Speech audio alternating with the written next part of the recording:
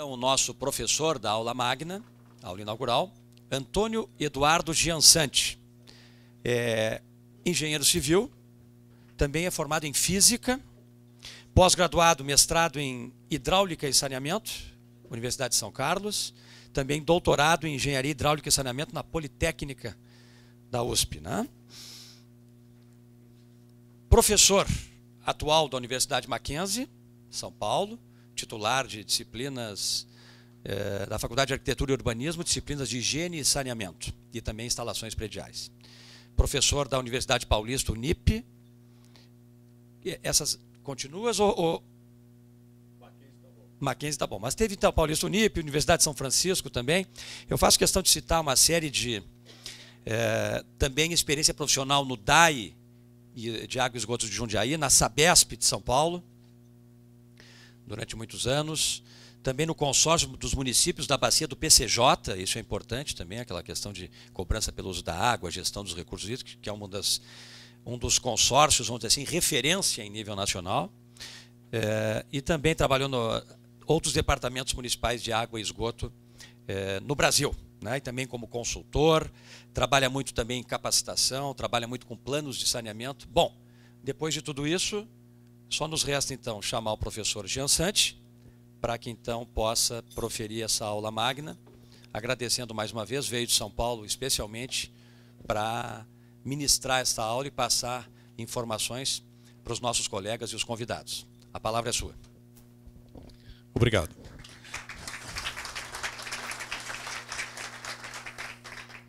Bom, antes de mais nada, eu quero agradecer o convite feito para que a gente pudesse ministrar essa primeira aula magna, cumprimentar as autoridades aqui presentes, alguns que eu já conhecia pessoalmente, pessoal da ABES, né, quantos anos que a gente está na lida lá, não é, para fazer a coisa avançar, o saneamento. Essa notícia de mais dinheiro para o saneamento, como é que vai ser? Como é que nós vamos conseguir gastar isso aí, hein? Pois é, né? Agradecer a presença de vocês, espero estar aí à altura desse desafio, que é trazer a questão de saneamento hoje em dia no país, os desafios e como é que nós vamos desatar esse nó. Tenho uma satisfação grande também de voltar aqui a Porto Alegre, voltar ao Rio Grande do Sul, que é um estado que se diferencia, né, pela história, pelo passado cultural dele. E eu tenho algumas recordações bastante interessantes. Eu já tive oportunidade, o Eduardo acabou não falando, mas eu fui professor já convidado de universidades na França, na Itália. Então já viajei um bocado vendo essa questão de saneamento, mas algumas coisas que eu vi aqui eu ainda não tive oportunidade de ver no mundo, né? Uma vez eu vim aqui na época de Natal, foi o primeiro lugar que eu vi que tinha um Papai Noel vestido de vermelho e outro Papai Noel vestido de azul, né? Então eu falei, bom, o futebol realmente aqui é bastante, tem bastante interferência, bastante influência, né? Então eu quero dizer a minha satisfação de estar aqui, de poder, por meio desta conversa que nós vamos ter aqui, eu espero não cansar vocês, principalmente numa sexta-feira à noite, mas trazer algumas experiências que a gente tem, não só pelo lado acadêmico, mas vamos dizer o seguinte, a questão que é bastante atual de elaborar os planos municipais de saneamento básico, né? O que é isso? O que é isso? Isso é novo para o setor, o que é isso? Como é que os serviços de água e esgoto vão se deparar com esse desafio? Como é que nós vamos resolver isso? Eu confesso que mesmo sendo professor, né, acostumado a falar para alunos, etc., mas você falar numa audiência pública, você falar em oficinas diretamente para a população, eu como engenheiro, um engenheirão, né, Marcelo, aquelas coisas que eu estava falando, como é que é isso, né? Como é que é isso daí? Como é que a população recebe essa questão de saneamento? Então, eu quero trazer essas coisas para vocês, um apanhado aí do que está acontecendo em saneamento. Quero realçar uma questão de capacitação. Então, parabenizar muito o sindicato, a pessoa aqui do Azambuja, dos demais que estão aqui presentes, Alexandre, Marcelo, etc. Porque, gente, tem muitos caminhos que vão levar à universalização dos serviços de saneamento no país. Mas vocês podem ter certeza que nenhum caminho vai prescindir de ter capacitação, de ter treinamento, de ter pessoas gabaritadas. O país precisa, mais do que o país, a população precisa de ter engenheiros competentes na proposição de soluções para o país. Nós temos um grande desafio. Nós que estivemos lá na RIOB, né? Um encontro, a Rede Internacional de Organismos de Bacia, eu estava falando, aí 75 países presentes, né? Umas 300 pessoas aí, a gente começava a conversar sobre saneamento, os vários aspectos, aí você vê como é que o Brasil hoje, a importância econômica que tem, está com um saneamento tão atrasado, né? Como é que a gente ainda está com dificuldades de fazer o saneamento avançar, apesar de todos os esforços que já foram feitos. Então, eu quero trazer aqui nessa noite, pensar alguns temas que são do cenário que a gente tem percebido da questão do saneamento. Eu falo não somente na minha voz, mas de grupos que a gente participa, de trabalhos, etc. O que a gente tem percebido, trazer à baila esses assuntos, mostrar para vocês, para que a gente ache um caminho e efetivamente consiga alcançar a universalização. Não é possível que um país, então, com tanta pujança econômica que o nosso vem alcançando, que ainda a gente sofra tanto com essa questão de saneamento. Tá certo? Então é esse o objetivo. Eu vou terminar depois para frente, aí não quero cansar muito vocês, né? Vamos ver como é que vai ser adiantado da hora. Podem me interromper, né? Falou, o professor está falando demais, né? Podem falar, sexta-feira à noite, né? Por favor. Mas eu quero até trazer para vocês algo que é bem recente e que eu, sexta-feira que vem, estarei viajando de novo, né? Trazer uma experiência de fora, uma experiência de um centro de capacitação em saneamento que existe há 30 anos lá na França, o Centre Loyot. Nós estamos fazendo por meio de um convênio. Eduardo faltou dizer que eu sou professor e pesquisador da Fundação Escola de Sociologia e Política do Estado de São Paulo, e por meio de um convênio do governo do Estado, né, nós fomos atrás de centros de capacitação no mundo e eu já pessoalmente conhecia, estamos trazendo. Então, eu vou mostrar até para vocês ao final aqui da minha fala, espero não cansá-los, de o que nós estamos pensando em termos de um centro de capacitação em saneamento e que vai ser o seguinte: o que nós vamos capacitar, senhor presidente? Não será somente o engenheiro, mas vamos dizer o seguinte, que nós chamamos o chão da fábrica do setor, né? Quantas escolas existem de operadores de... Aqui, tá legal. Obrigado. Quantas escolas nós temos no Brasil de formação de operadores de ETA, de ET? E aí, se nós 3 vezes mais recursos, como é que nós vamos fazer? Novas ETs funcionando, novas ETAs, cadê o pessoal para operar isso? Cadê o engenheiro habilitado para entender disso daí? Então nós temos grandes e largos desafios. Olha, sinceramente, é uma satisfação estar aqui vendo essa iniciativa, porque isso efetivamente contribui para o setor. Repito, a universalização passa por muitos caminhos, mas nenhum prescinde da capacitação, do treinamento, do avanço. O setor, ele usa e ele depende de tecnologia de ponta. Nós estamos conversando isso agora. O ano passado... Veja, eu também sou engenheiro, projetista, depois podemos conversar alguma coisa de projetos, né? A gente sempre gosta de engenheiro, precisa ter essa coisa de projeto. Eu projetei uma nova ETA para um município do interior de São Paulo, 1.050 litros por segundo, né? Bela de uma ETA, e fomos buscar a automação a mais avançada que tem. Por isso que eu fui 2 vezes o ano passado na Alemanha para ver como é que isso aí está avançando, etc. Então, você vê que o setor precisa de tecnologia e precisa de gente que entenda a tecnologia. Olha, as experiências de fora, gente, elas podem ser muito bem trazidas para cá, adaptadas para as nossas condições. Nós temos competência para fazer isso. E isso vai contribuir, sim, para a universalização dos serviços. Tá? Então, esse é um recado inicial que eu queria deixar aqui para vocês. E está aí meu nome. Vejam, talvez seja um pouco repetitivo o que eu vou falar aqui, mas dá um certo nivelamento, né? Quer dizer, nós temos aí a Lei 11.445. Essa lei também ela passou meio que foi um longo processo de maturação, passou por um acordo também de o que acontecia em outros países em termos de planejamento, não é? De saneamento. E nós chegamos aqui, né? Hoje a gente já sabe, conhece muito bem que, vamos dizer, o saneamento básico, como é que ele ficou definido, como sendo um conjunto de serviços urbanos, infraestrutura e instalações operacionais. Aqui estão os 4 componentes, né? Abastecimento de água, esgotamento sanitário, limpeza urbana e manejo de resíduos sólidos. Aqui entra um plano específico, não é? Que é o plano de gerenciamento integrado de resíduos sólidos, que é diferente do plano municipal de saneamento básico. Tá?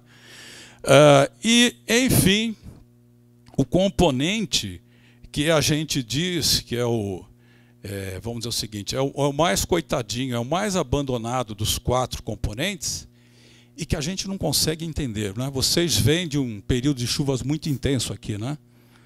Santa Catarina também, lá em São Paulo, sou paulistano, né? Nascido, criado e poluído lá, mas a gente não passou agora no inverno pelas enchentes, mas aguarde que a nossa hora chega, né? E como chega, né? E como chega. Gente, como é que algo tão importante, que afeta tanta qualidade de vida urbana, como é que esse serviço aqui ele é tão largado, tão mal feito? Gente, é impressionante. Eu vou mostrar a experiência bem recente, aí daqui a pouco para frente, da elaboração de planos municipais de saneamentos, esses 4 componentes, em 24 municípios de Minas. Municípios que não eram grandes, entre 2.000, 10.000, 20.000 habitantes, mas eu já participei de planos da Baixada Santista. Opa, Santos, Guarujá, São Vicente, Cubatão, né? Estava contando a experiência do que é fazer audiência pública em Cubatão, né? Vocês imaginam o tamanho da encrenca. Bom, já mais de 80 municípios, gente. Olha, a gente que é de engenheiro, né? Estamos aqui no meio de engenheiros, você, para saber se uma rede funciona bem ou mal, você tem que ter o cadastro dela, né? Gente, desses 80 municípios, só um tinha cadastro de drenagem, mesmo assim cobria 70% do território do município, Santos. E Santos é uma encrenca danada. Gente, eu não sei como é que aqui, desculpe o desconhecimento aqui, mas olha, desses municípios todos que eu estou envolvido, nenhum tem cadastro, nenhum. Ninguém sabe o que está enterrado, ninguém sabe qual é a capacidade, se o serviço funciona ou não. Como é que você pode dizer que você tem um serviço urbano que se você não sabe a capacidade dele? Você não sabe qual é a resposta que ele vai dar. Você sabe que ele vai dar problema, vai inundar, mas você não sabe qual é a capacidade dele. Esta é uma realidade nacional triste que nós temos aqui. Tá? Bom, gente, está aqui, né, essas informações. Você falou, né, eu estou falando aqui dos 4 da OMS, né? Os 4, você evita, quando se investe R$1, você já falou até 20, né, que pode chegar. Pode ser mesmo, com você considerando as horas que o pessoal deixou de trabalhar esse custo, né? Mas isso daqui, gente, nós temos aqui várias estatísticas mostrando as internações hospitalares de criança, estatísticas mais antigas, estatísticas mais recentes, quantas crianças morrem, quer dizer, criança morrendo por falta de saneamento. Isso aqui é doença de pobreza, né? Como é que nós podemos nos permitir a ter isso ainda no país? Essa é uma pergunta chave para nós, né? Então nós temos aqui experiências mesmo comprovadas em São Paulo, como é que a mortalidade infantil foi reduzida na medida que se levou água e esgotos para as regiões mais carentes. Então, nós sabemos, eu acho que pode ser R$20 que se economiza, pode ser 10, etc., mas que efetivamente a gente economiza em gastos de saúde pública quando a gente investe em saneamento, isso é. Pode ser 2, 10, 20, etc., não importa. Tá? Não importa. A gente diminui a mortalidade infantil, dá expectativa de vida e, vamos dizer o seguinte, alivia todo o gasto que a gente tem com saúde pública. Então, está aí. Isso aqui, coisas que nós sabemos, não é? Já são conhecidas, mais estatísticas, estão aqui as fontes. Aliás, essas transparências elas estão disponibilizadas para vocês aí, né? Vamos deixar tudo disponibilizado, tá certo? Então ninguém precisa se preocupar aí com copiar nem nada, ou pedir depois vai estar aí. Mas aqui a gente percebe, olha, como é que o número de internações hospitalares vão se reduzindo na medida que você aumenta a cobertura, por exemplo, de rede de esgoto. Até o número de óbitos por 100 mil habitantes, como é que vão sendo reduzidos à medida que você vai levando essa infraestrutura, e se tem infraestrutura também precisa ter um serviço acoplado. Então, isso aqui é mais conhecido, né? E aí, se nós formos pensar a questão toda de universalização, como é que está no Brasil? Tá, de áreas urbanas nós temos lá por volta de uns 90%, né, de atendimento. Está por aí. Se nós considerarmos também a população rural, nós chegamos a 82,4% menos, porque o saneamento rural tem suas especificidades. Esgoto sanitário, 56% do esgoto é coletado por rede pública, mas somente 30% passa por tratamento. Agora eu pergunto para vocês, que tipo de tratamento? Qual o grau de tratamento? Não é? Como é que são esses tratamentos aqui? De várias ETs, eu já tive oportunidade, engenheirão, né? Tem um lado engenheirão, né? De operar ET e tudo, e fala, de repente você vê umas ETs que você fala, bom, o esgoto entra melhor do que está saindo, né? Tem umas coisas muito complicadas.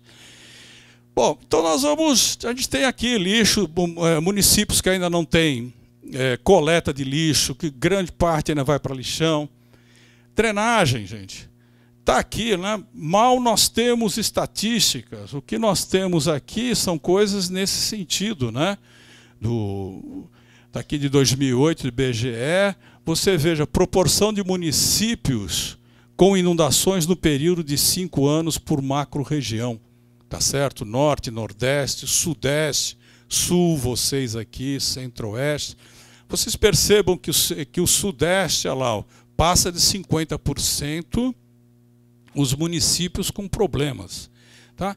Então, a gente percebe que nós temos um grande desafio, né? E no plano nacional ele fala pouco de drenagem, né? O drenagem é meio alheia, né? Ainda não é algo meio estranho. Então vocês vejam o seguinte, nós temos, claro, vamos falar um pouco melhor disso, uma necessidade de muito investimento para universalizar os serviços. E aí, eu acredito que a ideia dos planos, né, eles venham justamente para contribuir. É um resgate de um planejamento, a minha experiência tem mostrado assim que é um resgate de um planejamento onde a população participa. Daqui a pouco eu vou contar para vocês os causos que a gente tem de participação aí de oficinas, tudo, mas é muito interessante que na medida que nós discutimos com a população o saneamento, ela começa a entender, e entender, inclusive, algo que é importante para qualquer prestador de serviço, que existe uma conta a pagar. Que a água não é mais uma dádiva divina que cai do céu que não precisa tratar. Não. Você tem todo um serviço por trás. Então, essa experiência tem sido bastante positiva, o que a gente tem visto. Tá? Então, vejam, nós precisamos buscar a universalização, a correta prestação de serviços, temos normas, eficiência a alcançar, temos que buscar as alternativas mais viáveis em termos técnicos, econômicos, ambientais, sempre a tríade, né? Eu vi aqui você que estava falando da questão ambiental, opa, se a gente não levar em consideração a questão ambiental do início, de repente você projeta uma ET maravilhosa, mas o curso d'água não tem capacidade de receber aquele esgoto com aquele grau de tratamento. não é? Então, quando a gente faz até o planejamento, é do início que nós precisamos considerar isso. Precisamos considerar qual é a capacidade do manancial, que depois não tem mais jeito, né? Então, vejam, quando a gente fala de saneamento, falando mais um nivelamento geral, nós temos aqui dependências para que isso aconteça, essa universalização, correta prestação, dessas existência das unidades físicas adequadas. Veja, quando a gente faz todo o planejamento, nós temos que investigar muito qual é a capacidade, né? Muito interessante. A gente pega a capacidade nominal e qual é a capacidade real.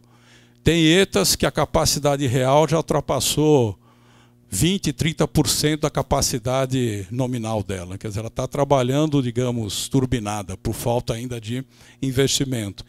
Tem ETs, gente. Eu trabalhei numa ET que não formava lodo. Vocês já ouviram falar de lodos ativados que não formam lodo? Pois é, acontecia isso. Aí nós vamos ver o que se passava. De madrugada, o esgoto chegava com oxigênio dissolvido, com OD. Você fala, mas que esgoto é esse, né? Então, falei, pedi para eles, façam uma análise daí desse esgoto. Claro que acharam flúor, né? Flúor no esgoto significa que tem muito vazamento de água para a rede de esgoto.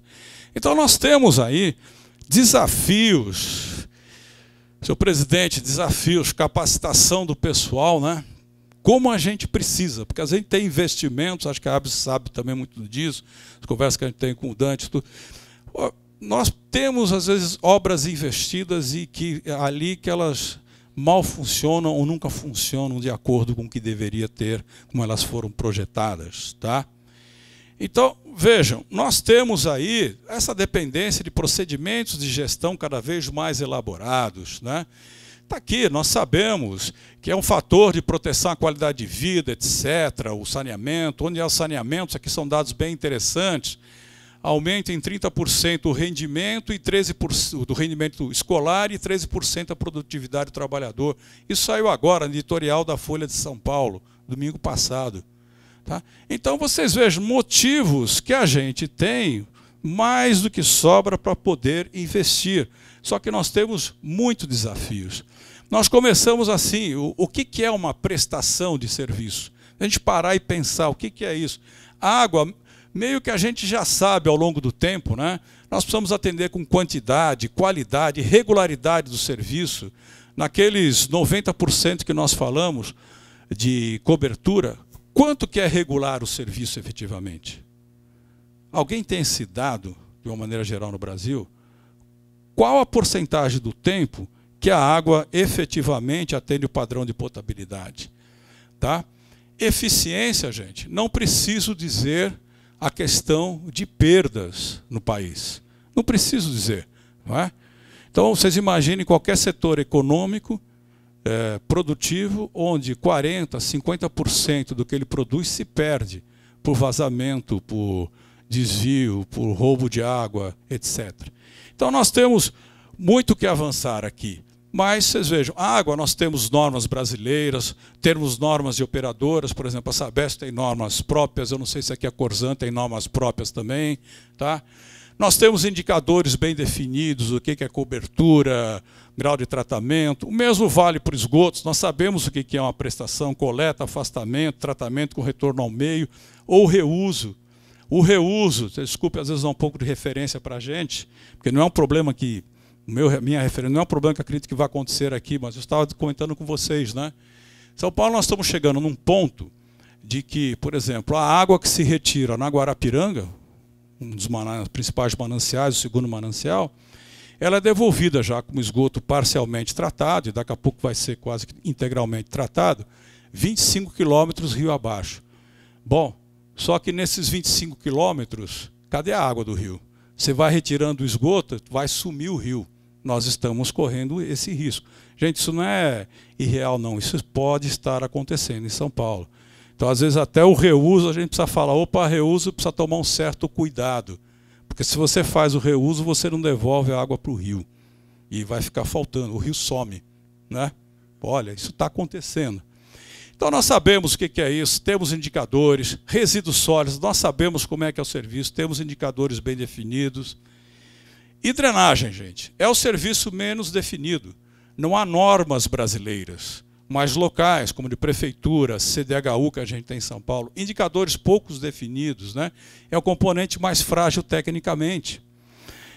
Lá no Congresso da ABS eu coordenei uma mesa onde a gente propôs que seja feita uma norma nacional. Não tem norma nacional de drenagem. Rede de água, a gente sabe como é que projeta Brasil afora. E drenagem? Não tem. Tá? Mesmo os critérios hidrológicos, para você dimensionar, nós não temos. Então, repito, se nós estamos pensando em universalização, saúde para a população, do jeito que chove no Brasil, como é que nós podemos deixar esse serviço tão do lado, tá? Tão alargado?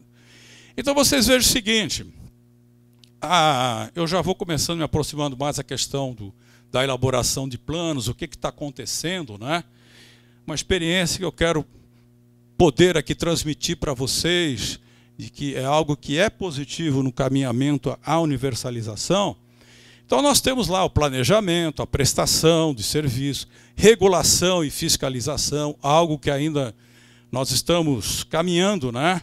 Ainda temos muitos que avançar em termos de regulação e fiscalização.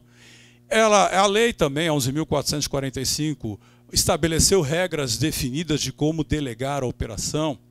Isso que eu falei para vocês, vou falar mais no final aqui, né, sobre essa parceria com esse centro francês, Eduardo. Uma das coisas interessantes é que eles dão um treinamento, uma capacitação em como você vai delegar a operação, e não somente isso, que eles já estão nesse momento, como você recebe de volta o serviço. Como é que você tem que analisar o serviço quando você está recebendo. Então, vejam, isso prevê aqui o plano, o planejamento, gestão de informações, né? São atribuições do titular do serviço, o município, não delegando a terceiros. Então, o instrumento está aqui, o plano. Só que é o seguinte, gente, deixar para o município fazer isso aqui é muito complicado. O município ficou muito afastado de saneamento ao longo do tempo. Eu me lembro fazendo plano de um município do litoral de São Paulo, não é município pequeno, eu na terceira reunião com o secretário de planejamento, que ele entendeu que o serviço de água e esgoto era municipal, que tinha uma concessão para a Sabesp. Aí foi na terceira reunião, porque estava afastado. Então, quando a gente fala que, olha, sobrou para o município, a experiência que eu tenho visto é assim, quando o município contrata diretamente, em primeiro lugar, ele não sabe direito se ele tem recursos para contratar um plano. Em segundo lugar, ele não tem equipe para acompanhar o plano. A gente tem vivido muito isso. Fala aí, como é que os planos têm acontecido? Aí que junta essa questão das bacias, etc. A experiência que a gente tem vivido lá, que, por exemplo, uma agência de bacia, como a bacia do Paraíba do Sul, ela tem bancado, tem pago esses planos de saneamento. Tem contratado em blocos, eu agora estou coordenando aí a elaboração de plano de 16 municípios do estado do Rio, inclusive um deles grande, Resende, né? Mas é a forma de fazer com que os municípios tenham, senão os municípios não têm recursos para fazer os planos. Ou se tem recursos, gente, aqui nós somos engenheiros grandes, né? Às vezes a gente tem que ser claro. Tá bom. Então, você pode fazer um plano dentro do limite de contratação de serviços de engenharia, R$15.000, você faz os 4 componentes. Legal, né? Vocês já imaginaram fazer o planejamento de um município com R$15.000? O que vai sair disso daí? Tem colegas profissionais que topam isso, mas vocês imaginam o que vai sair, se isso contribui para o setor avançar. Tá? Então, nós temos aqui um grande desafio. O município, tá? A lei falou, é do município, mas como é que o município vai viabilizar isso daí? Se precisa de apoio, aí entra aqui um sindicato para ao menos capacitar esses técnicos municipais para saberem o que é um plano. Tá certo? Bom, e aqui, como eu falo para vocês, o controle social foi definido como requisito para a elaboração dos planos e acompanhamento da sua aplicação. Isso tem sido algo bastante positivo, que eu vou mostrar para vocês. Claro, dentro do plano, veja que eu já estou aprofundando aí nessas questões, a gente indica que alternativa institucional o município titular do serviço vai buscar para a prestação do serviço. Não nos cabe, como alguém que está fazendo o plano, como alguém como responsável, nós optarmos para o município. O poder político, o poder é do município. Você tem que dar os instrumentos para que ele tome a decisão. Então a gente coloca, né, todas as alternativas, renovar as concessões por meio de convênio, com contrato de programa com as companhias estaduais existentes. As companhias estaduais, né, eu me lembro fazendo os planos lá do litoral, como falei para vocês, a gente encontrava um desafio assim. O centro de custos, ele era meio que unificado, então você não conseguia saber quanto que era o custo de saneamento para um determinado município. Aí foram grandes discussões quando a gente conseguiu descobrir, né, o município tinha interesse de fazer concessão, né, para outra companhia. Aí quando abriu os custos que nós fomos ver, existia um déficit anual de 8 milhões de reais. E não era um município pequeno da Baixada Santista, né? Aí a conversa mudou, né? Aí já os interessados já começaram a ficar bem menos interessados. Então, vejam, para renovar as concessões, para licitar a contratação, fazer aí, né, empresas privadas, a concorrência que foi falado aqui, né? Essa concorrência ela tem um aspecto benéfico, porque faz com que as companhias estaduais também se movimentem. Não é? Elas têm um papel grande ainda a cumprir, mas elas precisam ir atrás de aumentar a sua eficiência, de aumentar a sua competência, precisam disso daí, precisam ter uma relação mais fluida com a população, e eu estou dizendo para vocês que essas experiências de oficina de agências públicas elas são muito boas. Tá? Então está aqui, né? Hoje, a elaboração do plano é obrigatória em qualquer alternativa institucionais para a prestação do serviço. Vejam, gente, não nos cabe, repito, porque isso é um ponto importante, porque eu já tive um município, prefeito, conversando comigo, que ele queria que eu tomasse a decisão por ele. Eu falei, eu não vou tomar decisão nenhuma. Eu vou dizer para o senhor o que é, os pontos, quais são os pontos positivos e negativos. E o senhor que vai, com a sua Câmara, etc., que vai seguir, dizer qual é o caminho. Mas o senhor precisa ter bem claro quais são todos os custos associados à sua decisão. Tá? Bom, está aqui, né? Nós temos aí prestação direta para o Departamento de Prefeitura, SAIs, companhias municipais, como falou, trabalhei já como consultor para o DAI de Jundiaí, né? Uma experiência, o BOT lá que foi bastante interessante, consórcio de municípios, parceria público-privada, BOT, etc. Então isso aqui a gente vai apontando, dizendo quais são os caminhos e não nos cabe, nós como profissionais envolvidos, tomar a devida solução. Vejam, aqui nós temos, né, desculpe um exemplo de São Paulo, a empresa estadual, 367 municípios, o que tem de autarquia, empresa privada, a sociedade de economia mista, isso aqui para água e esgotos, né, para coleta de lixo, como é que é a realidade, e até para drenagem, né? Tem uma empresa privada lá no nosso quintal, né? A gente nem sabe direito como é que ela funciona, mas tem uma, qual é a receita dela, né? Bom, vejam, aí nós temos aqui o seguinte, começar a colocar para vocês essa questão de como é que é o setor e baseado no SNIS, né, Sistema Nacional de Informação de Saneamento, 2011, por exemplo, as empresas privadas de alcance local são onde foram feitas as concessões para empresas privadas, tá certo? Então, acima, de fato, receita operacional, acima de 200 milhões de reais, nós temos 3 empresas, uma delas lá em Manaus, tá? Tem cerca de 1 milhão de ligações, as 3 empresas no total, empregam 3 mil profissionais. De 50 a 200 milhões de receita operacional, 5 empresas, 700 mil ligações no total, pessoal 2.500, aqui.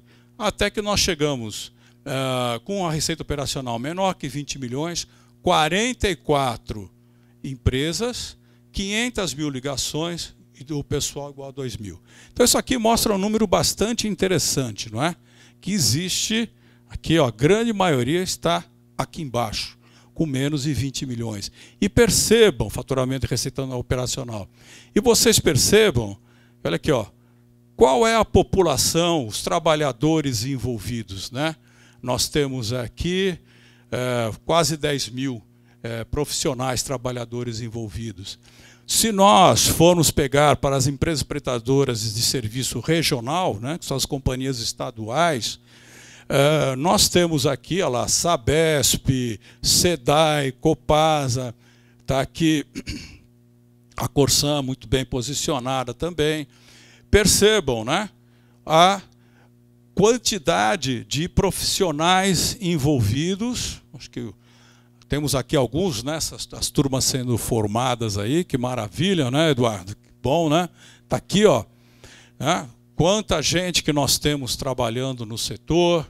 Está aqui o faturamento, vai ficar mais fácil aqui para vocês verem. O primeiro grupo é acima de 1 bilhão, né, receita operacional, melhor dizendo. Então temos aqui dividido em vários grupos, tá certo? E olha que interessante, nós temos cerca de 116 mil trabalhadores envolvidos aqui. Nas concessionárias privadas nós temos mais ou menos 10 mil, aqui nós temos 116 mil, e os SAIs e DAIs? Alguém sabe totalizar isso aí? Não sabemos, né?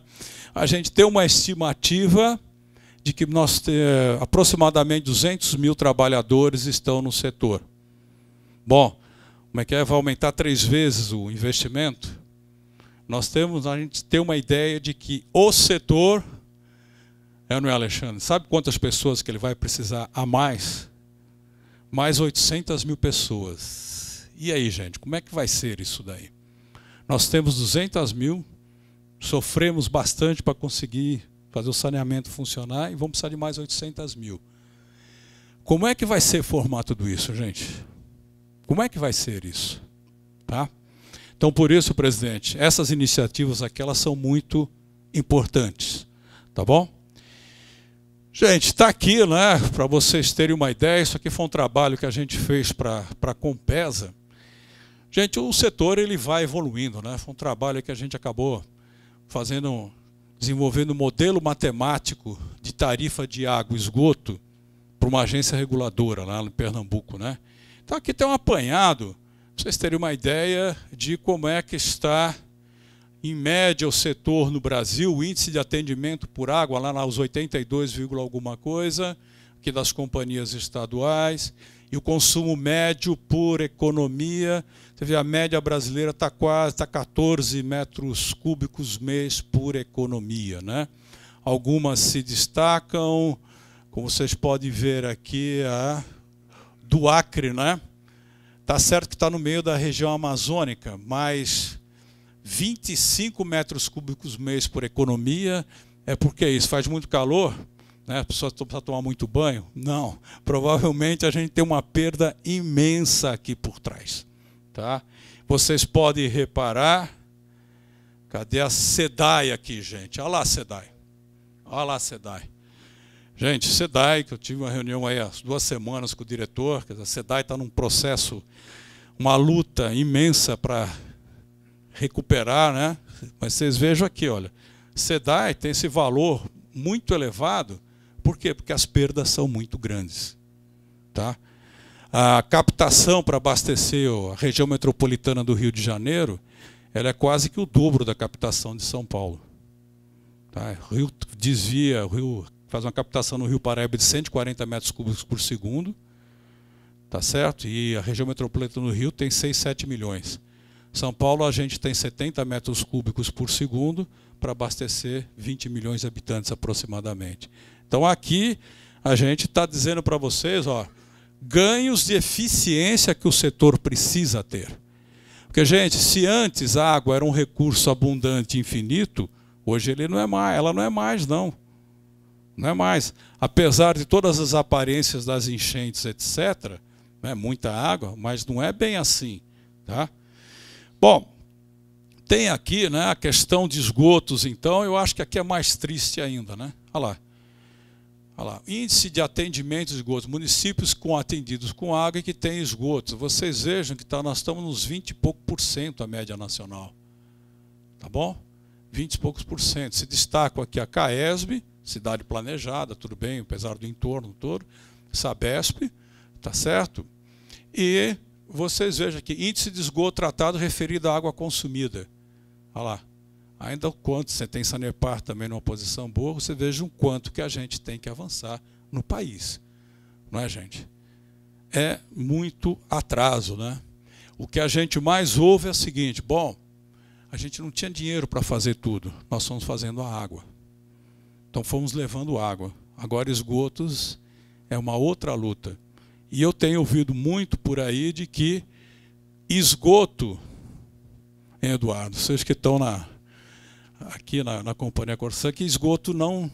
Se começar, a cidade já falou para mim, se começar a gente operar esgoto no interior do estado, vai quebrar a companhia. A companhia não tem como operar esgoto. E aí, gente, como é que fazemos isso daí? Como é que fica? Tá? Então, o setor tem imensos desafios, né? E aí aquela pergunta, o plano é uma solução ou um complicador? Como é que está a prática? Bom, não sei quem falou aqui no início, né? Aqui, ó. Até a estimativa é que mais ou menos só 20% dos municípios brasileiros têm planos. 20%. E aí como é que fica? Como é que vai ficar com todo esse caminhão de dinheiro que diz que só pode investir se tiver plano? Ficamos como? Tá? Olha, vejam, está aí, né? A gente está falando da questão dos planos, nós vamos buscar universalizar, otimizar o emprego de recursos públicos em geral escassos. Tá?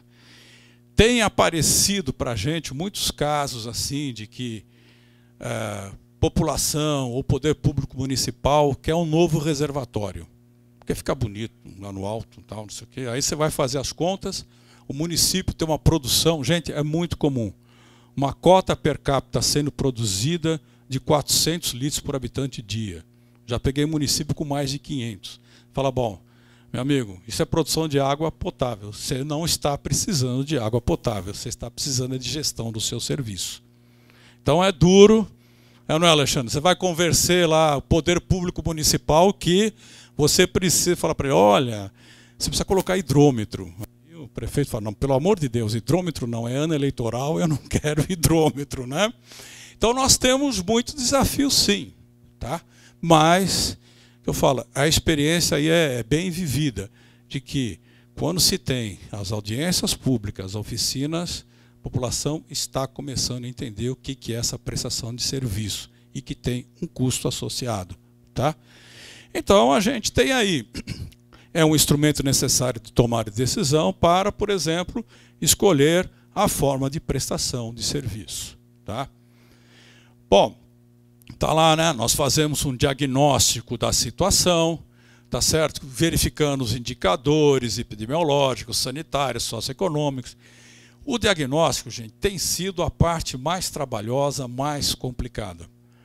Quem é que tem informação de saneamento e tem costume de disponibilizar informação de saneamento? Complicado. Tá? Então, às vezes, a gente vai para campo, por exemplo, qual é a produção efetiva de uma ETA? Tem registro de uma produção efetiva? Às vezes não tem, gente. Eu conheço estações de tratamento de água que não medem quanto que está sendo produzido. Fala, legal, como é que eu vou calcular as perdas? Tá? Então, quando se faz o diagnóstico, você precisa conhecer em detalhe as unidades, porque aí a gente, inclusive, levanta o déficit. O que eu tenho mais visto é o seguinte, que, em geral, não é um problema de produção de água, Eduardo. É um problema de distribuição. O que se perde de água, o que por roubo, etc., vazamentos, é imenso. Imenso. Então a gente tem visto muito disso daí.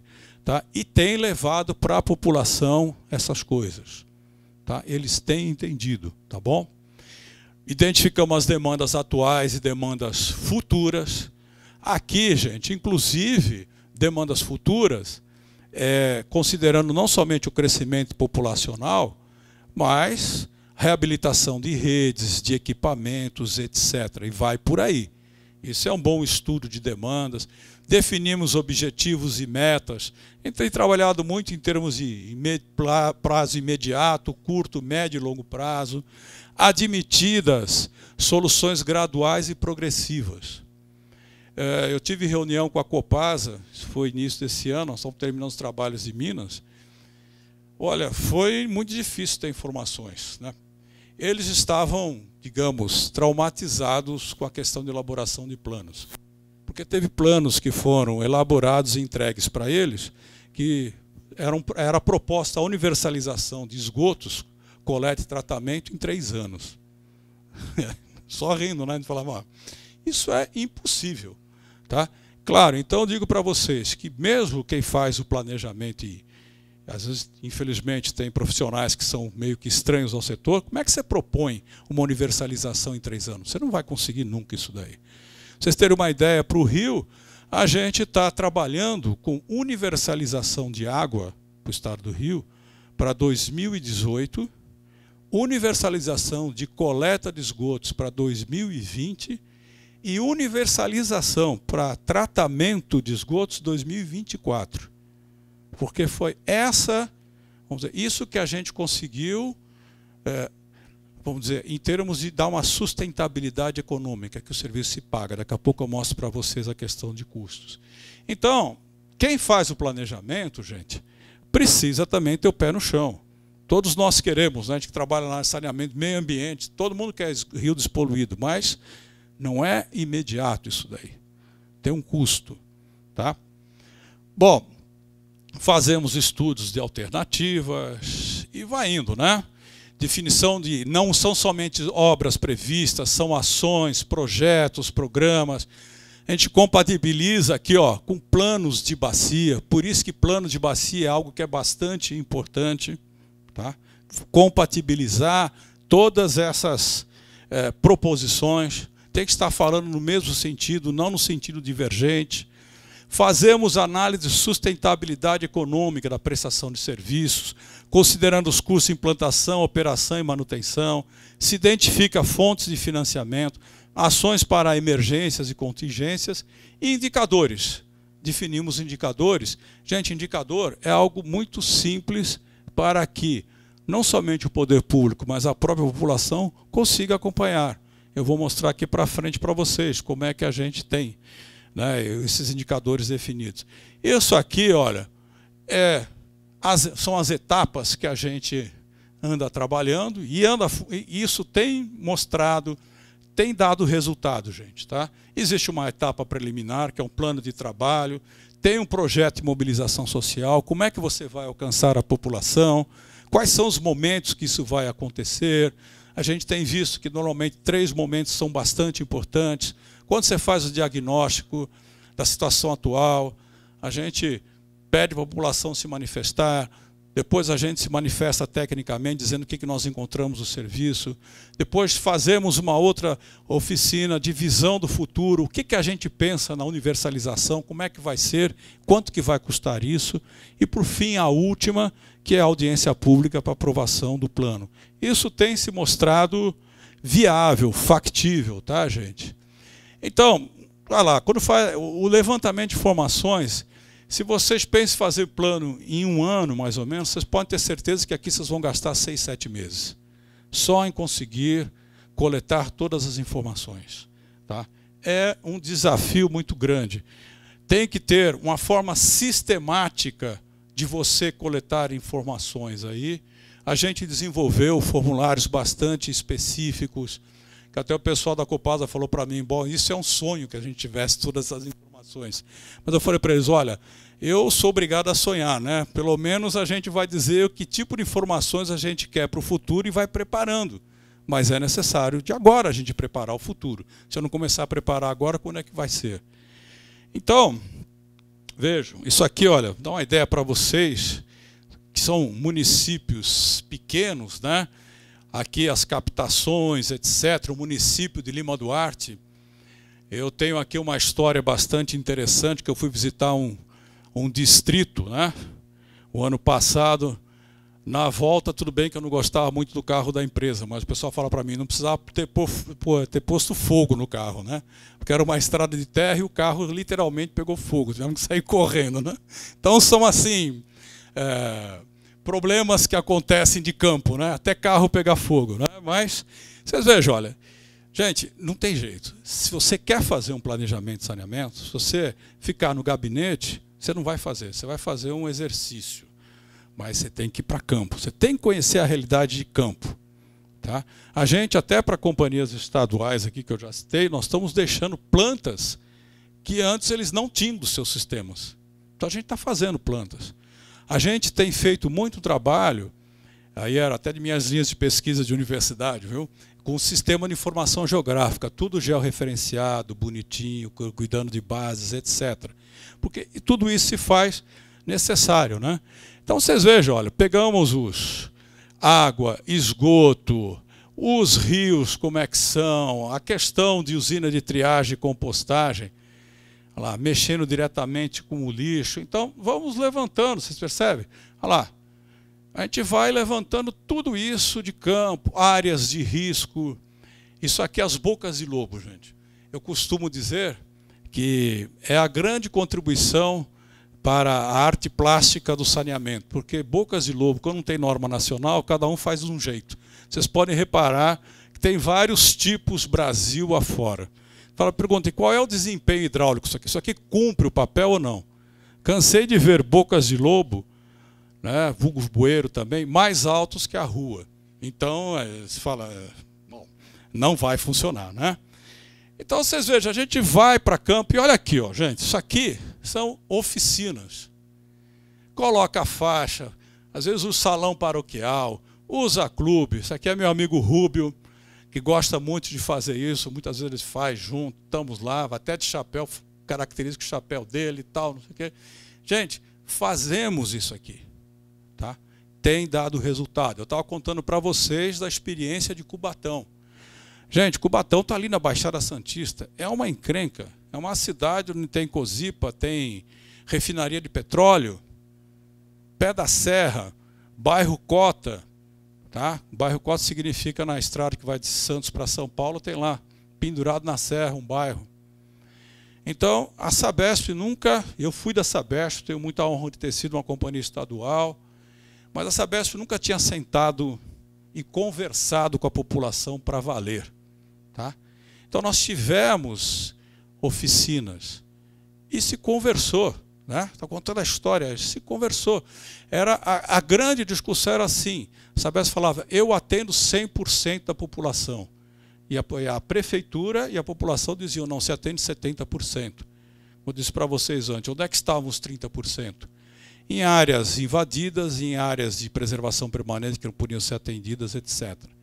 Então, esses casos mostram que, mesmo no início, se tinha um clima tenso, esse clima, gente, isso é experiência de muitos municípios. Quando a operadora estadual ela foi, sentou, participou, dialogou, se quebrou muito dessa questão assim, não, porque não faz nada, porque é isso, porque é aquilo.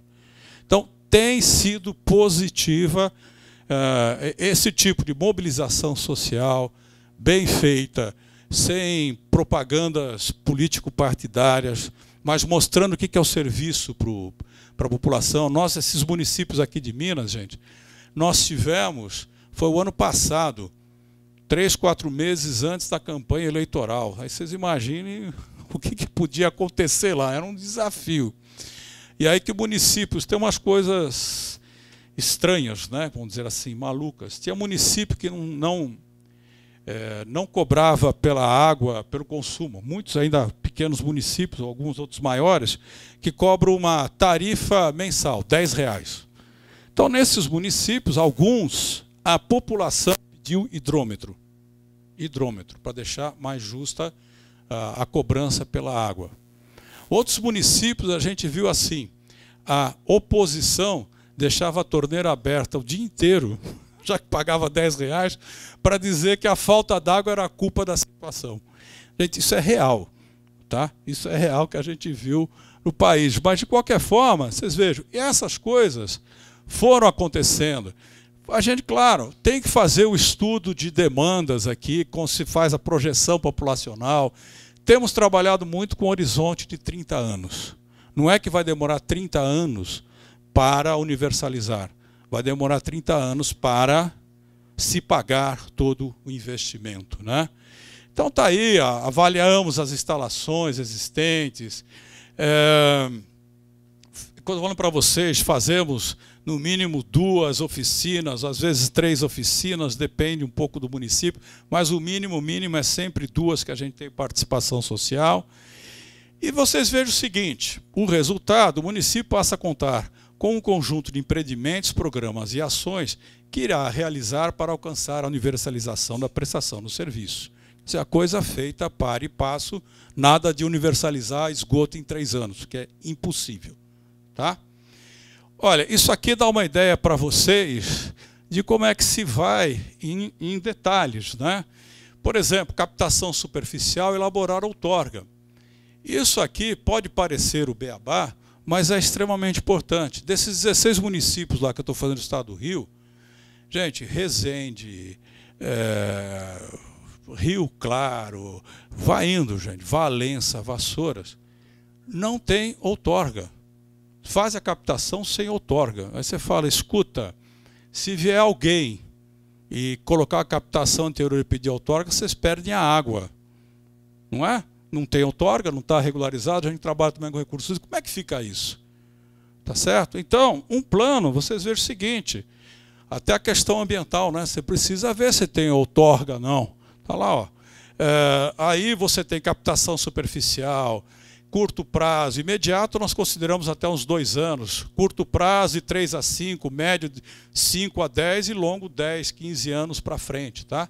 Então a gente vai aí, olha, cada uma das unidades, desde a captação do manancial, passa por adução de água bruta, tratamento, gestão, entendeu? Implantação de programa de manutenção preventiva, porque às vezes nem isso tem, tá?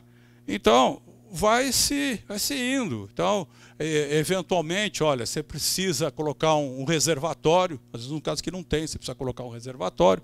Então, vai se colocando todas, eu digo, não são somente obras, mas são programas, são ações. Até isso aqui, olha, estudo de padronização de ligação predial. Eu, em 2004, 2005, eu trabalhava como consultor do Ministério das Cidades, nós montamos aí o Programa Nacional de Capacitação que originou o RECESA, né? O RECESA ele cobriu uma parte da demanda pequena por capacitação, etc. Aí eu ia conversar, né? Conversei com o pessoal da Sabesp, etc. Por exemplo, uma unidade de negócio lá que pega o norte do estado, o famoso Vanzo, talvez você ouça falar, né? Ele falava para mim, olha, aqui eu detectei 18 procedimentos diferentes para fazer a mesma coisa, a ligação predial. É claro que isso daí ia favorecer muito a questão de perdas. Tá? Então a gente prevê isso aqui e vai unindo isso daí com as coisas que estou falando para vocês de capacitação. Então vocês vejam também de esgotos sanitários, o que vai se propor, inclusive cadastro. Tem municípios que têm rede coletora, sistema separador absoluto, mas não tem a mínima ideia de que tubo que é, quando que está enterrado, o que é, o que não é. Tá? Então vai indo por aí. E aqui nós começamos, olha, a chegar, inclusive, em termos de custos. Quanto que isso aí vai custar? Estimativa de implantação do sistema de esgotos nesse município. Tá vendo? Ao longo dos anos, quanto que isso vai custar? Tá certo? Ó, de esgotos, aí coloquei os 2 municípios, exemplo, depois vocês podem ver, ficar aí para vocês essas transparências. E vocês vejam o seguinte, quer dizer, após nós efetuarmos aqui, escolhermos as alternativas, apresentarmos para a população, Eduardo, a gente apresenta quais são as alternativas, mostra o quanto custa, isso é importante, aquela famosa história, não existe almoço de graça, né? A gente vai dizer quanto que isso aí custa, e aí trazemos esses custos do tempo, né, para inclusive verificar, aqui, ó, como é que isso aí se articula com o plano plurianual do município, as diretrizes orçamentárias, o seu orçamento anual. Tive que dar uma estudada, ver o que é possível compatibilizar isso daí, mas o que eu queria dizer aqui também é o seguinte, plano bem feito, gente, significa que nós precisamos também apresentar, inserido nos custos lá, operação e manutenção. Precisamos considerar ganhos de eficiência, redução de perdas. Falo para vocês, tem municípios que a perda está lá em cima, 60%, 70%. Eu não vou propor a redução dessa perda para 20% em 3 anos. Mas a gente impõe uma programação, leva a população, olha, isso vai acontecer assim, vai ter que prever implantação de hidrômetros, etc., zoneamento pesométrico, setorização, etc. Tá? Então, a gente tem os custos, está aqui, verifica como é que está a questão com esses outros instrumentos aqui de orçamento municipal, plano plurianual, como é que a gente compatibiliza. Aliás, quando eu falei para vocês a compatibilização com planos de bacia, também a compatibilização para os municípios onde há o plano diretor municipal. E para onde que ele vai crescer, como é que vai, como é que vai custar para quanto que vai custar para levar o serviço para lá, etc. Então vocês vejam que elaborar isso daí não é algo muito simples e corriqueiro. Normalmente, um plano bem feito, ele vai demorar por volta de 1 ano. Tá? Depende muito do quê? Do que existe de informação já preparada. Se não tiver, você vai ter que preparar toda a informação, sistematizá-la, aí que a coisa é mais complicada. Gente, isso aqui é o seguinte, olha. Isso aqui, nós fomos chegando, uma ideia para vocês dos custos, né? Por habitante, por exemplo, para a água, lá já tinha muita coisa de água já feita. O custo por economia, então a gente chega ao custo por habitante, considerando os 30 anos, o custo por economia e o custo por ligação. Tá certo? Os custos do sistema de esgotos, quanto que vai custar, tá certo? Olha lá, o valor total. Aí dividimos quanto que custa por habitante, quanto que custa por economia, quanto que custa por ligação. Isso vale também para a drenagem, tá certo? E vocês vejam o seguinte, né? Nós vamos apresentando todos esses custos, e essa aqui é uma conta bastante interessante, porque isso já aponta algo que não vale somente para resíduos sólidos, mas de uma certa forma aponta para os outros componentes. Aqui vocês vejam o seguinte, o custo por ligação, olha só, estava bastante, custo por economia por ligação bastante elevado, né? Por quê? Porque isso aqui era um aterro sanitário próprio, e aqui era um aterro sanitário compartilhado. Aqui tem algum erro aqui, provavelmente deve ser 2000, tá? Vocês vejam o seguinte, quando tem uma solução compartilhada, seja consórcio de municípios, etc., isso tem se mostrado uma diferença muito significativa, principalmente para resíduos sólidos. Tá? Então, a gente tem observado, ao elaborar todos esses planos, um enfoque regional que, vamos dizer, até para água e esgoto, a redução de custos fixos, você partilhar equipes, né, tem se mostrado mais viável e tem um caminho. Para resíduos sólidos, então, é disparado uma solução compartilhada, como ela sai bem mais barata, né, no total, do que uma solução individual. Tá? Então, tem aí, né, custos totais, aí nós chegamos nesses custos por municípios, etc. Aqui tem um exercício, gente, bastante interessante que nós estávamos conversando antes aqui, né, Alexandre? Como é que é o impacto disso na população, né? A população quer pagar isso daí? Então a gente tem visto o seguinte, olha lá, custo por habitante, por economia, por ligação. Aí a gente vai comparar com o comprometimento de renda, a renda média do município, né? Se a gente pegar, por exemplo, a receita do município, realmente, por se universalizar, tem dado uma média para a gente de 5% até 8% da receita municipal. Então é muito dinheiro, o município em geral não dispõe disso. Mas, se nós considerarmos o per capita, lá, ó, cerca de 3,2% da renda média de um município.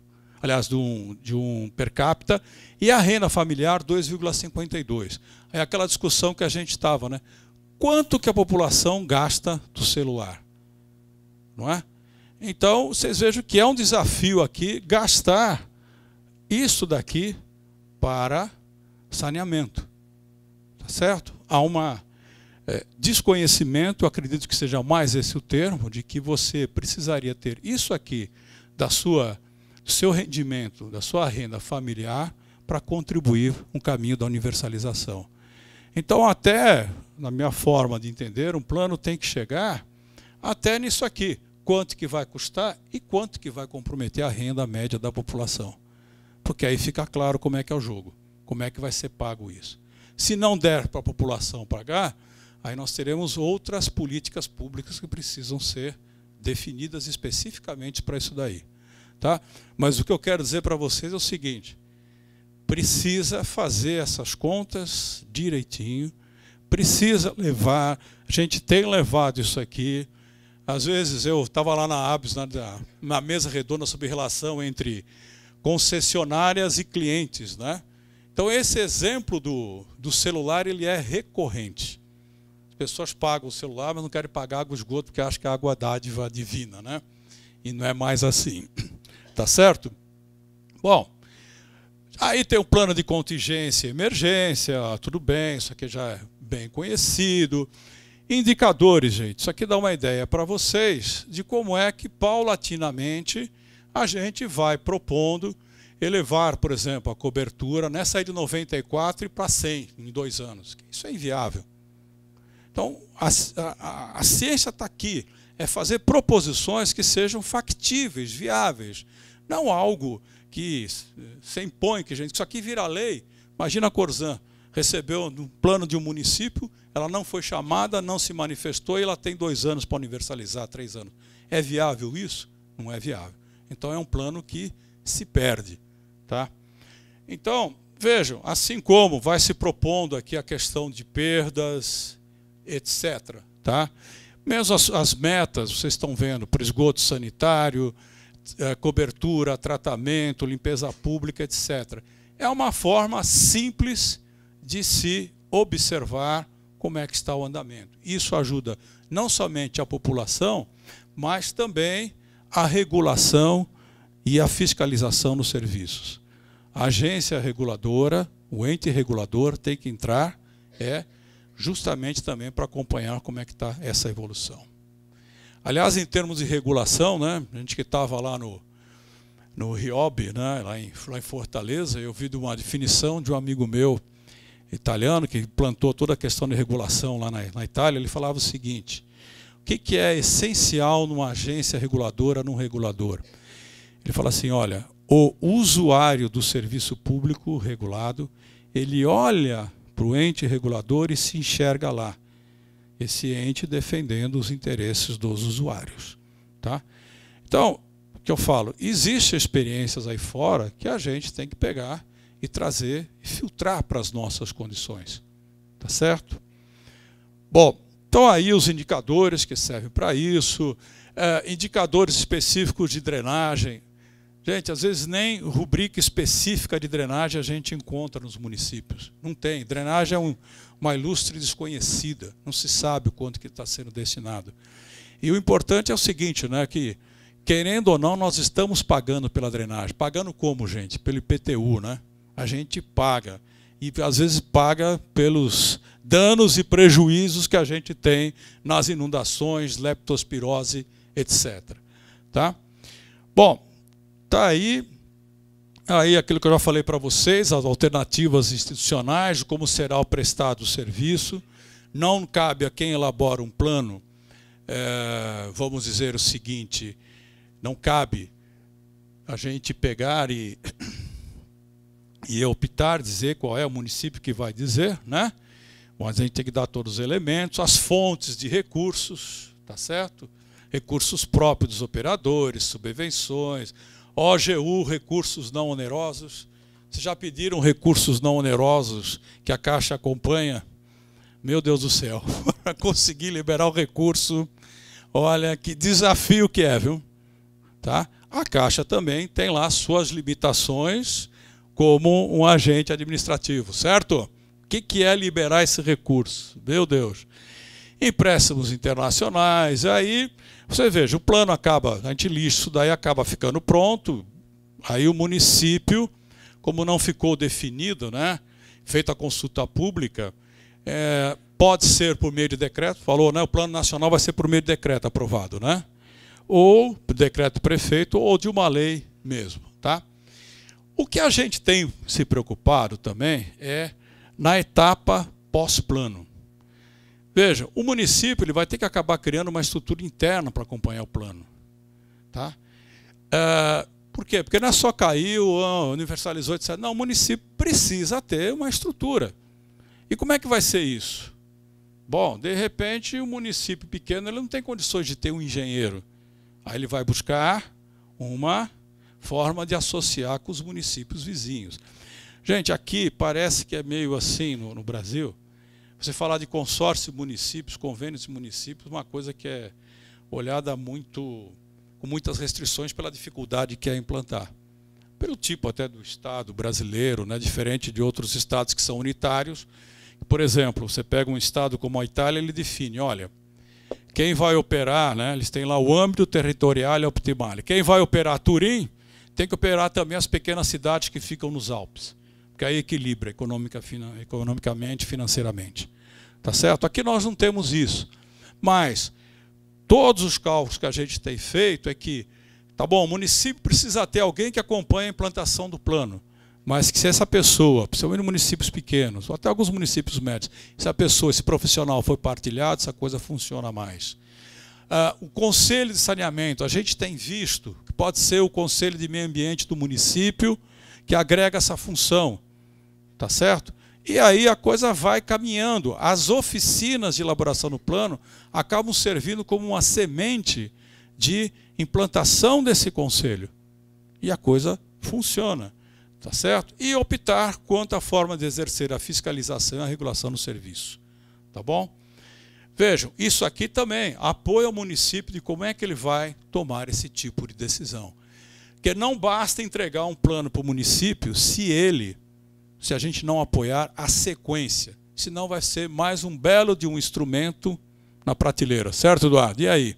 Resolveu? Não resolveu. Tá?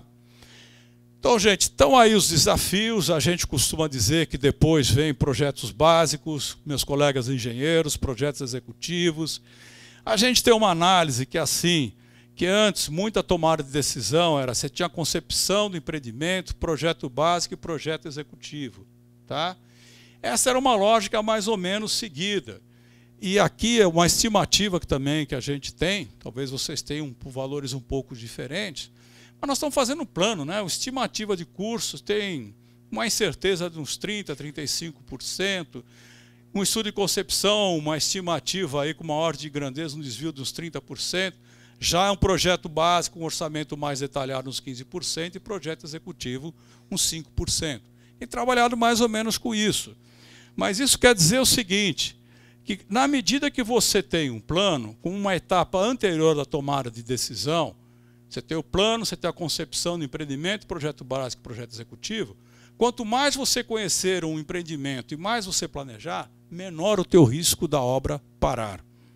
Certo? O Tribunal de Contas, não é isso? Para por falta de dinheiro ou excesso de dinheiro. De qualquer forma, para. E aí a gente vê os elefantes brancos por aí, não é isso? Tá? Então, o que a gente percebe é que esse instrumento bem empregado, ele ajuda muito todas essas etapas posteriores. A gente fica com foco do que é necessário para um sistema. Não é, como falei para vocês, muitas vezes a gente já vê isso, não é o reservatório, é o zoneamento pesométrico, a redução de perdas, etc. Então isso precisa ter claro.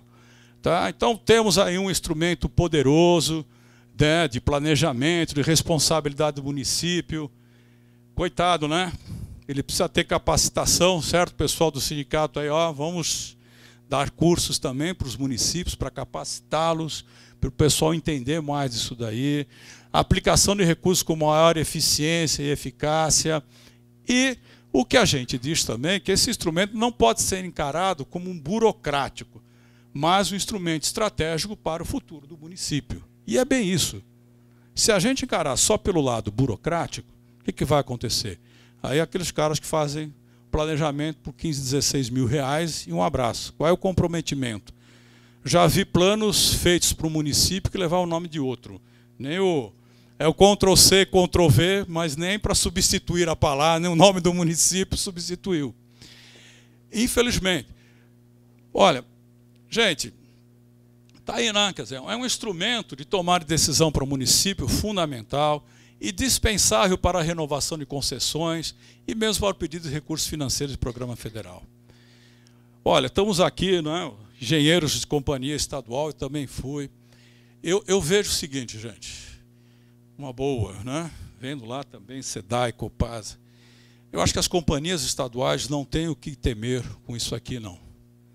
Eu acho que é uma oportunidade de elas fazerem a gestão avançar, melhorar a prestação de serviço, etc. Elas têm toda uma origem, têm uma contribuição grande dada na história. Lá na ABS a gente viu a mesa do presidente, o Dante e o ex-presidente, né? Foi muito interessante ver a história do que foi o Planasa. Vocês tanto ouvem falar do Planasa. A gente que é mais velhinho já sabe o que é o Planasa, né? O que era o Planasa? Aí é uma história contada lá, como é que é o nome do ex-presidente? Esqueci. Walter. Ele falou, olha, que assim, nós precisávamos, o Rio era cidade maravilhosa. De dia falta água, de noite falta luz, né? Era bem isso, né? Eu era moleque, eu ia para o Rio, já sabia isso daí naquela época. Aí, precisava de empréstimo internacional e não podia emprestar para o governo do estado nem para a prefeitura, porque não tinha, vamos dizer, CNPJ. Então fizeram uma companhia estadual no Rio para pegar o dinheiro de fora. E fizeram todo o sistema lá do Guandu, etc. E aí depois levaram para os outros estados. Contou bem singelamente, mas foi isso aí, né? Foi isso aí que ele contou. Então é muito interessante você saber essa história. Mas foi um modelo que passou. As companhias estaduais, elas estão aí. Agora, elas precisam se adequar a esses novos tempos, esse novo marco regulatório. Nós estamos ficando cabelo, você ainda não, né? Mas é aqui, ó, cabelo cada vez mais branco. Está na hora da gente começar a passar. Não é passar, não está pintando não, né? Não, então tá bom. Passar a bola aí para vocês, de vocês entenderem a história disso aqui, desse novo desafio que está sendo colocado. Gente, isso foi muito claro para mim.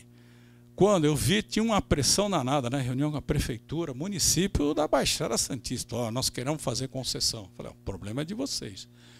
Mas quando a gente conseguiu mostrar os custos, que tinha esse déficit de 8 milhões por ano, quer dizer, o velho e bom conhecido subsídio cruzado, estava mantendo o serviço nesse município do interior, na hora morreu conversa de concessão. Entendeu? Então, se existe hoje uma competição, talvez a maior competição que as companhias estaduais têm que colocar é para elas mesmas, de melhorar a prestação de serviço no caminho da universalização. A gente precisa fazer isso. Nós não podemos continuar com esse déficit todo, tá? Gente, está aqui, né? De repente você pode falar mais do que eu sobre esse aqui do Plano Nacional, né? Que está sendo previsto aí até 2030. Está lá, né? Isso aqui para áreas urbanas, os 100%. Como eu quero que isso aconteça, viu? Está lá, está aí para áreas urbanas, áreas rurais. A área rural é um outro desafio.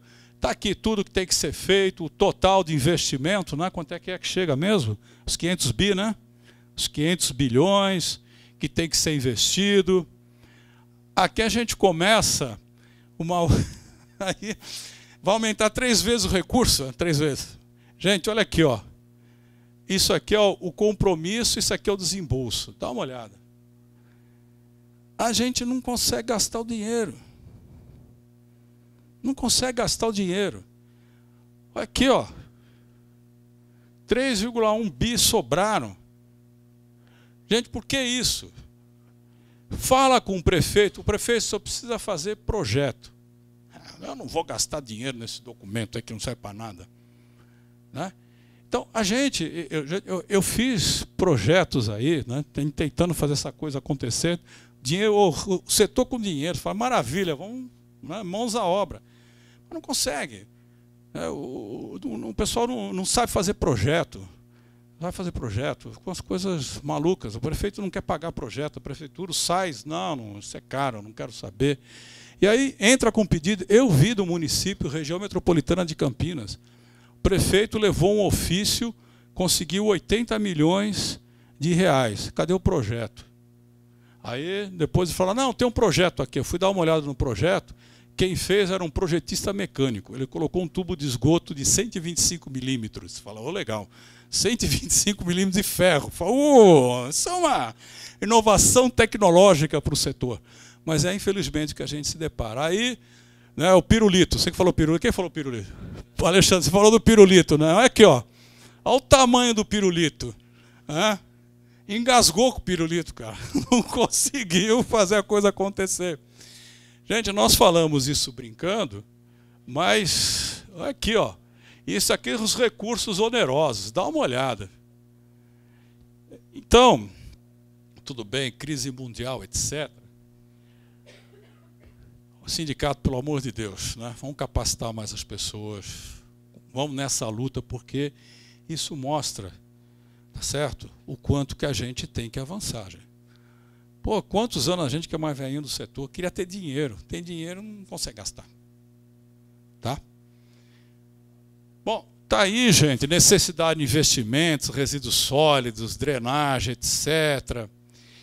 E aí, para finalizar, não tomar mais tempo de vocês de sexta-feira à noite aqui, né? Conversar mais um pouco, depois abrir para perguntas aí, se eu tiver ainda a voz. Olha, vou querer. Deixa eu tomar um pouco d'água aqui. Tem que ter água.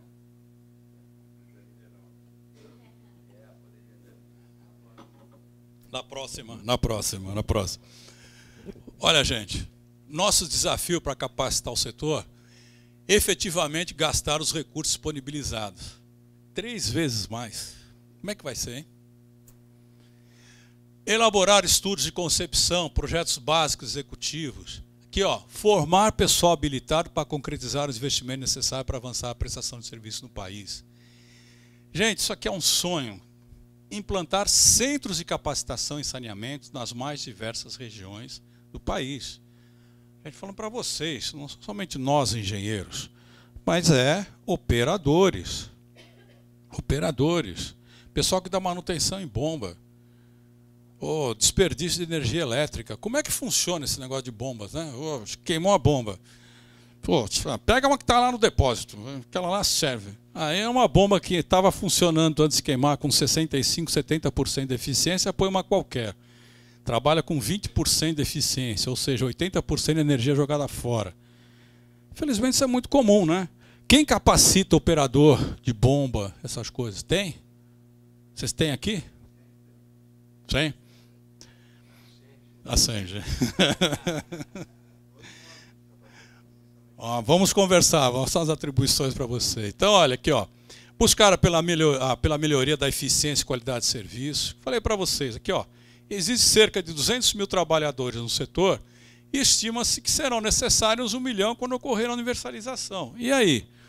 800 mil vão cair da onde? Do céu? Vão fazer um programa mais médicos de saneamento? Será que é uma coisa assim? Né? Mais engenheiros. Né? Salário de 10 mil inicial. Opa! Tá certo, gente? Então, isso aqui mostrar para vocês um trabalho que a gente está envolvido lá, que eu te disse que eu também sou professor aqui. Eu só estou no Mackenzie agora na FESP. Tá? A FESP, para vocês terem uma ideia, é uma fundação de Escola de Sociologia e Política do Estado de São Paulo. Foi dela que saiu a USP. Tá? E dela que saiu, por exemplo, a criação anos e anos atrás, Fiesp, Ciesp, SESI, etc.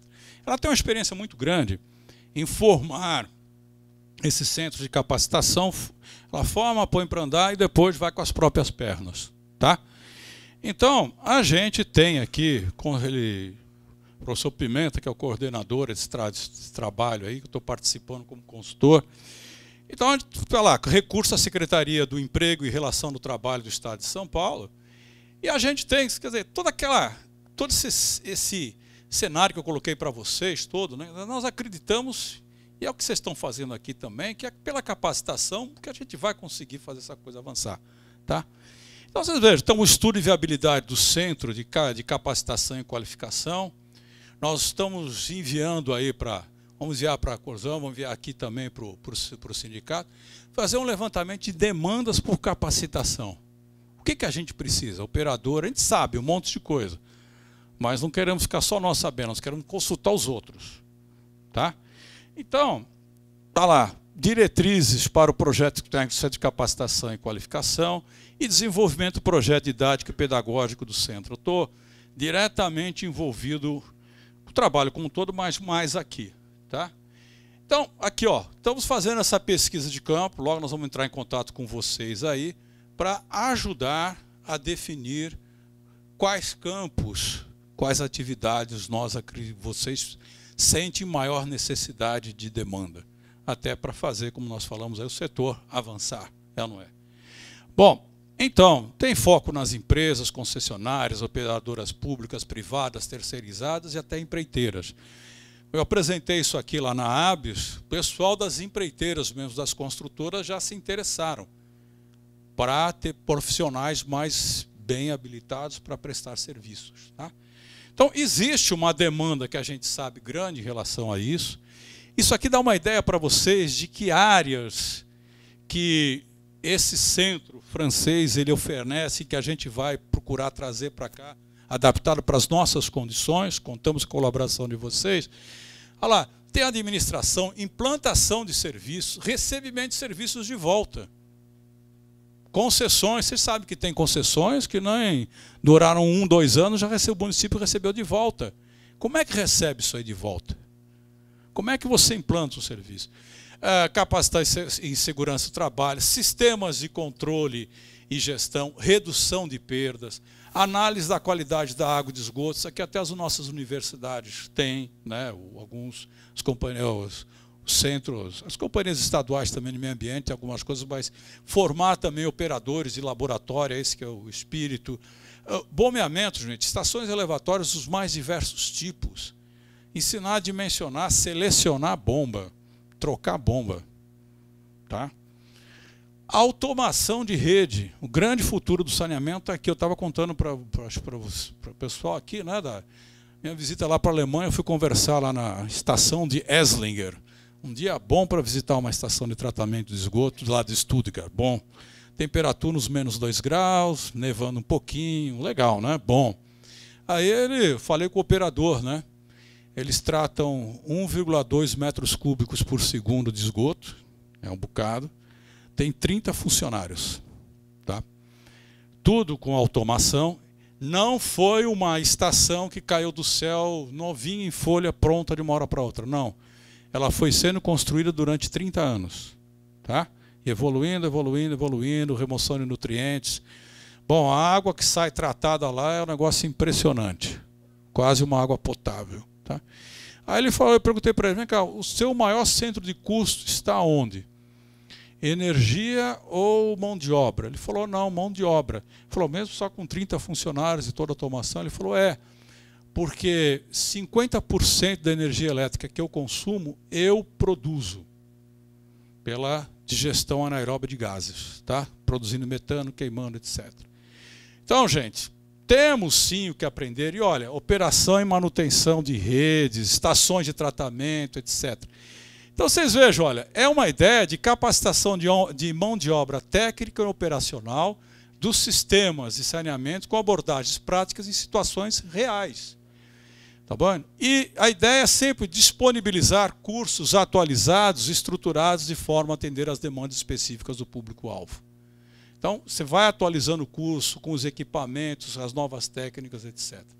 E a ideia realmente é chegar aqui, construir um centro equipado com laboratórios e oficinas dimensionadas para o treinamento profissional. Tá certo? Então, aí nós fomos buscar esse centro aí. Semana que vem estarei lá, né? Olha isso aqui, gente. Ó. Essa é a ideia. Vocês estão vendo isso aqui? Ó? É fazer desfazer rede de água. Como é que troca a rede de água? Como é que faz ligação predial? Esgotos sanitários, os canteiros. Isso aqui, ó, aula prática de tratamento de esgotos por lodos ativados. Isso aqui, gente, é um centro que tem, coloquei aqui, deixa eu ver, anterior. Olha lá, ó, 30 anos de experiência, 400 cursos de capacitação. Eu tenho o catálogo em PDF aí, mas está em francês. Depois, se alguém quiser, eu digo qual é o roteiro para conseguir isso aí. Mas a gente foi humilde, né? Que você pega isso daí e fala, oh, eu quero o cardápio inteiro. Né? Mas não dá. Nós estamos trazendo a ideia inicial, uns 70 cursos aqui para o Brasil, vamos ver como é que faz. Mas aquilo, o presidente, que eu estava dizendo, olha aqui, ó, 6.000 capacitações anos. Como é que esse centro ele vive? O governo francês ele é obrigado a gastar os serviços de água e esgoto um determinado número de horas a cada 2 anos por profissional. Então, esse centro ele se mantém autônomo a partir dessa obrigação. Atualiza o funcionário, motiva. Tem cursos muito interessantes. Nós, como engenheiros, né, às vezes você tem, sei lá, eu gosto de fazer projeto de rede de água, mas você vai fazer um curso para entender como é que funciona o serviço como um todo. Tá certo? Como é que é a sua relação com o usuário, como é que é a gestão do serviço, fluxo de caixa, etc. Tem cursos nesse sentido para que o funcionário que está entrando, ele inclusive ele tenha uma ideia completa do que é o serviço. Então, são essas ideias aí, gente. Você vê que eu acho que não há pecado nenhum em nós trazermos alguém que já tem esse tipo de experiência aqui, 30 anos, trazer para as nossas condições e oferecer isso aí. Terminou? Terminou em branco. Bom, gente, eu agradeço aí a atenção de vocês, sexta-feira à noite, espero que tenha atendido. Muito obrigado. Agora eu vou tomar água, né? Já que falei tanto de água, é a minha vez, tá bom? Muito obrigado, gente.